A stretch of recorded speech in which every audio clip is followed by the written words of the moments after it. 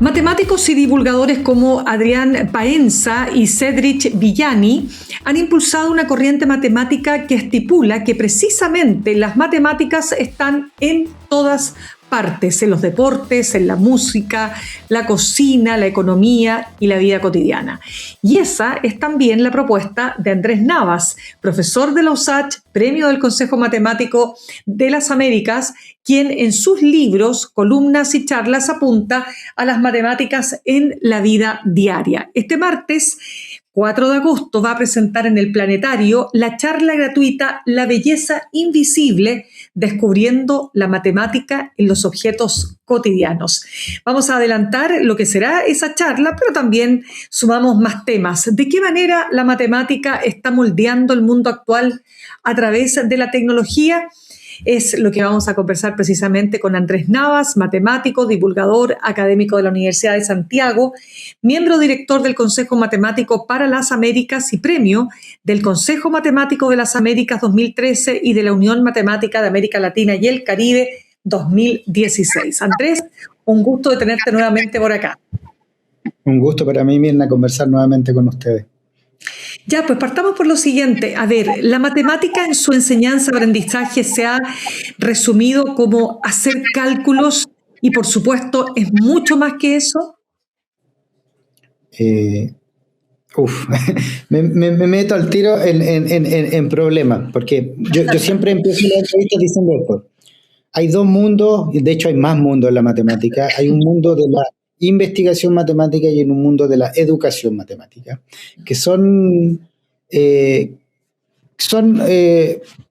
tan enlazados, pero que no son exactamente iguales. Nosotros tenemos una particularidad en la USACH, que tenemos educadores e investigadores en el mismo departamento. En general, en todas las universidades son departamentos diferentes. Entonces, en la USACH, particularmente en el mundo, en la carrera del magíster en educación matemática, nosotros hacemos convivir estas dos visiones. Digo esto porque yo estoy hablando sin tener una formación como educador, pero habiendo trabajado mucho en educación matemática, particularmente en este programa. Y cuando tú me preguntas si la matemática se ha enseñado como cálculo, etcétera, hay un problema nacional, hay un problema mundial también, de cómo se ha ido estandarizando la enseñanza de la matemática y cuán nocivos han sido los tipos de exámenes que se aplican para medir el conocimiento matemático, porque eso es muy importante. A final de cuentas, mucho de lo que se enseña termina moldeándose por la forma en que se va a medir ese conocimiento. Y bueno, yo siempre lo he dicho, si decimos que la matemática es una ciencia de argumentación, una ciencia de comprensión de las cosas, es muy difícil apuntar a ese ámbito si se hacen todas las pruebas de selección a las distintas instancias solo por alternativa. Y ahí entonces la pregunta que corresponde hacerte, digamos, a continuación sería, bueno, ¿cómo logramos entonces que se aborde su presencia en los objetos cotidianos, que es lo que tú estudias también? La matemática es un universo enorme, extraordinariamente grande. Hay matemática en absolutamente todo, desde un objeto mínimo, que es más o menos lo que va a apuntar mi charla, hasta la gran revolución tecnológica que estamos viviendo hoy en día, que es una de las más grandes revoluciones tecnológicas de la historia, la introducción de la inteligencia artificial en todo, absolutamente en todo, incluso en la matemática misma, lo cual incluso puede sonar paradojal, pero es así. La matemática es algo que sustenta nuestro pensamiento racional, es un lenguaje común con el cual nos podemos comunicar y que permite muchas veces adelantarse a los hechos, preverlos. Y esta disociación entre lo que es realmente la matemática y lo que se enseña a nivel escolar es bastante grave. Por ejemplo, te doy un dato.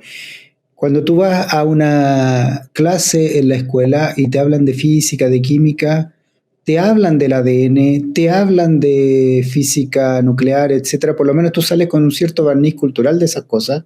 Todas esas cosas fueron cosas que fueron desarrolladas en el siglo XX. En clase de matemática, la matemática que se enseña no va más allá del siglo XVIII, salvo esto que se ha introducido externamente, que ha sido la computación. Pero me refiero a que avances de matemática del siglo XX y menos del siglo XXI no son tocados en el aula, en la escuela. Entonces, la gente realmente tiene un desconocimiento de qué hace una matemática, un matemático en su trabajo de investigación, cuáles son los grandes problemas y dónde se utiliza. ¿Cuándo comienzas tú? Porque, o sea, que los escolares en Chile están destinados a no conocer jamás lo que realmente estudia un matemático.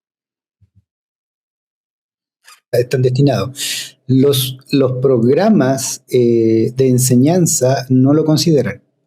Eso es un hecho. No está dentro del programa, del currículum escolar chileno. Ahora, justamente, y por esto yo me he involucrado tanto en estas tareas de enseñar matemática por fuera, ¿cierto?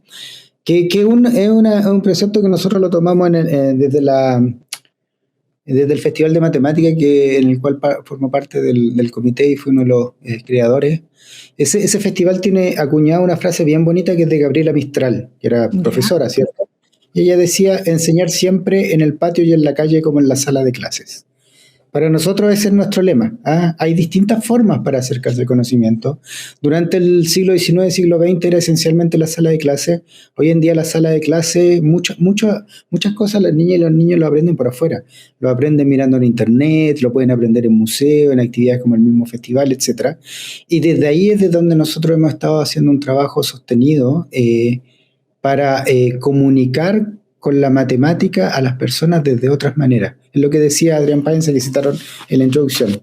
La matemática tiene múltiples entradas. La escuela nos ofrece una entrada, pero tiene muchísimas puertas de entrada y estamos tratando de ofrecer justamente puertas de entrada diferentes hacia esta ciencia que es tan importante. ¿Tú dirías, Andrés, que el hecho de que las matemáticas o sea, por su propio carácter abstracto, hace difícil que pueda ser difundida de manera masiva? Hace difícil, yo creo que tiene una cierta dificultad extra a la otra ciencia. Ahora, hace difícil porque es difícil encontrar interlocutores. Mira. Tú, por ejemplo, tú me has entrevistado cuatro veces, ¿cierto? Hablando de matemáticos. 5. Por lo menos. Creo que tenemos un récord. Creo que no he conversado con otra persona del ámbito del periodismo con más veces en radio, televisión. A veces, claro, genera un montón de cosas. Genera reacciones, genera recuerdos escolares que no son tan gratos, etcétera. Pero lo que te puedo decir es que hay un público muy grande expectante. Yo te puedo contar, la primera vez que yo escribí un libro, El viaje a la idea, para sorpresa de todo el mundo, particularmente la editorial, ese es un libro que agotó su primera edición en una semana. Y eso te muestra que hay un público ahí esperando para que estos conocimientos de la matemática, y particularmente la matemática de hoy en día, se pueden bajar a tierra, ¿cierto? Se puedan colocar en la mesa de una manera llana y se puedan por lo menos transmitir en su esencia para no quedar tan desconectados en este mundo tan importante. Quiero decir solo una cosa. La inteligencia artificial que hoy en día está tan en boga es matemática. Es matemática que fue desarrollada a partir de los años 50, 60, 70 y lo que pasa es que por primera vez tenemos la tecnología y la capacidad suficiente para ponerla en práctica. Pero es matemática que ya experimentalmente se había puesto en práctica en los años 60 y que sabíamos que tarde o temprano iba a llegar. Ahora, lo que sí debo añadir es que llegó de una manera bastante abrupta, muy rápido. Estamos todos sorprendidos, pero si queremos, y esta es como mi frase de lucha ahora, si queremos entender lo que hacen las máquinas, tenemos que entender matemática, porque lo que están haciendo es simplemente implementar matemática. Muy buen punto el que acabas de señalar, porque además es lo que está moviendo hoy día el presente y el futuro, hacia dónde va la inteligencia artificial con esta rapidez impresionante. Pero mira, antes de acercarnos a la inteligencia artificial, que por supuesto te queremos también preguntar en más detalle, pero déjame preguntarte respecto de los ejemplos, ¿no? Porque cuando tú dices que la matemática está en todo, están en cuestiones cotidianas, está en cosas tan visibles, tan palpables como la bandera de Chile o una pelota de fútbol. Sí, de eso va a tratar un poquito la charla de mañana, que fue algo que le ofrecí al planetario. Estamos en invierno, voy a tocar 3 temas relacionados con el invierno. El primero va a ser la pelota de fútbol, porque acaba de ser el Mundial. Bueno, Para la gente que no le gusta tanto el fútbol, prometo no extenderme tanto, no voy a hablar de fútbol, voy a hablar del objeto, el balón con que se juega fútbol, que su diseño tiene implementada tecnología bien interesante y el diseño corresponde al de un objeto geométrico. Entonces voy a explicar cómo cada balón corresponde a un diseño geométrico diferente. Y volviendo a lo que tú me decías, estos diseños geométricos tienen que ver con la geometría dimensional, que eso sí está en el currículum escolar, eso debiera ser enseñado en los programas diferenciados tercero y cuarto medio, lamentablemente se enseña poco, y justamente esto puede ser un aporte para el profesorado que quiere implementar eso de una manera lúdica, tomar una pelota de fútbol y enseñar la geometría de un tetraedro, de un dodecaedro, de un icosaedro, puede ser muy útil, de hecho lo es, porque esa charla la he implementado en muchas partes con el profesorado y siempre han quedado contentos. Luego voy a hablar un poquito sobre algo que tiene que ver con la USACH, que es la geometría de los copos de nieve, ahora que estamos en invierno, ¿cierto? Y está cayendo nieve en la cordillera. Y digo que tiene que ver con la USACH porque el año pasado la editorial USACH lanzó un libro que está escrito por el presidente de la Academia de Ciencias de Francia, Etienne Gis, y fui yo el traductor. Se llama La pequeña historia de los copos de nieve y es un barrido histórico de la gente que lo ha estudiado, su geometría, por qué su geometría es tan espectacular, por qué tienen 6 puntas, por qué son planos, por qué no hay 2 copos de nieve que sean iguales, desde los trabajos de Kepler hasta los trabajos de la gente que hace simulación computacional hoy en día. Ese libro, como decía, fue publicado por Editorial USACH y está gratuito para lectura en internet, desde la página de la editorial. Y voy a terminar con lo que tú dices, pero quiero aclarar algo. Cuando tú hablas de la bandera, no es la bandera actual de la que voy a hablar, sino que voy a hablar comparativamente con la bandera original de Chile. Y es una historia que es apasionante desde el punto de vista histórico. La bandera con que se firmó la independencia de Chile es diferente a la bandera que utilizamos actualmente. Es blanco, azul y rojo con una estrella, etcétera, pero tenía proporciones diferentes. Y ahí voy a explicar un poco la matemática de las proporciones de lo que debiera haber sido la bandera, que era, debo decirlo, mucho más elegante que la bandera que tenemos actualmente, cómo esa bandera se fue difuminando a lo largo del tiempo y terminó convertida en lo que utilizamos hoy en día como símbolo oficial. Yo creo que después de escucharte, Andrés, la verdad es que pareciera ser que las matemáticas son bastante más apasionantes que simplemente nos pongan en una pizarra un montón de cálculos, álgebra y cuestiones que de pronto son tan áridas, ¿no? Que hace difícil poder apasionarse con ellas. Déjame contar además que estamos conversando a esta hora con Andrés Navas, matemático, divulgador y académico de la Universidad de Santiago. Tú lo acabas de decir, pero me gustaría profundizar en eso, Andrés. La inteligencia artificial que hoy día conocemos nace de las matemáticas y para entender a las máquinas tenemos que entender a las matemáticas. ¿Tú qué entiendes las matemáticas? ¿Cómo entiendes a las máquinas? Que yo entiendo las máquinas. Claro, si bueno, entiendes las matemáticas, para que nos ayudes a entender a las máquinas. Las máquinas son los matemáticos a lo largo del tiempo, nosotros hemos ido de alguna manera creando procesos que ayudan a estructurar patrones o a delimitar patrones o a encontrarlos. Eso, de hecho, para mucha gente eso es lo que podría ser una definición de la matemática, aunque no existe una definición clara de lo que es la matemática. Pero ahí donde hay patrones lógicos, nosotros los matemáticos hemos ido clasificándolos, estudiándolos, tratando de entenderlos. Y lo que pasa es que estos patrones aparecen en todas partes. O sea, uno los estudia en la escuela, dice los patrones con los que se relacionan los números entre ellos. Después se vuelve un poco más abstracto los patrones con letras, ¿cierto? Del álgebra. Y luego nos damos cuenta que hay como una suerte de álgebra universal, una álgebra que opera con grandes cantidades de datos, que hay un álgebra que opera incluso a nivel, esto es lo más extraordinario, a nivel del pensamiento, a nivel de estructuras lógicas. Y eso, como lo hemos escrito en lenguaje matemática, ahora se lo podemos transmitir a las máquinas, y las máquinas lo pueden implementar. Entonces, no es que las máquinas piensen, sino que las máquinas ejecutan algo que nosotros, seres humanos, podríamos ejecutar, pero para hacer algunos de los procesos que hace una máquina, necesitaríamos, por ejemplo, no sé, vivir 10 vidas de un ser humano que el equivalente en tiempo de lo que vive un ser humano, 10 veces. ¿Ok? Entonces yo a veces tiendo yo utilizo la inteligencia artificial incluso ahora en mi trabajo de investigación matemática, porque es una herramienta súper potente, pero Si tú quieres que te lo dé así de manera metafóricamente, es como que nosotros íbamos a cruzar un inmenso océano, que no sabemos lo que hay en medio del camino, y antiguamente nos aventurábamos en un botecito, ¿cierto? En un velero que construíamos a mano, no sé, íbamos remando y íbamos a atravesar el Océano Pacífico, ¿cierto? Hay teorías, de hecho, de que eso se... Ahora imagínate que nos pasaron un barco súper poderoso para hacerlo. Pero el barco no navega solo, somos nosotros todavía los que tenemos el timón. Pero para saber navegarlo hay que saber lo que la maquinita está haciendo. Es esencialmente en ese estado en el que está el desarrollo de la inteligencia artificial. Es posible que en el futuro naveguen solos, en gran medida, pero estamos en ese estado todavía. Todavía somos nosotros los que tenemos que navegar ahora ese barco, digamos, ¿no? Pero ¿qué te preocupa a ti de lo que hasta ahora es el desarrollo de la inteligencia artificial? ¿Qué me preocupa a mí? Que estamos como un poco locos con esto, ¿cierto?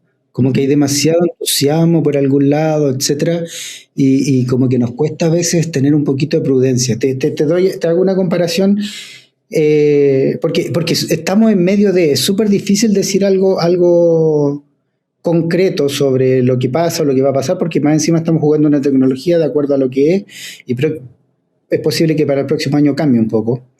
Okay, si tú me hubieras preguntado de esto el año pasado, hubiera tenido una visión un poquito diferente tal vez, porque todavía no había visto lo extraordinario que puede ser.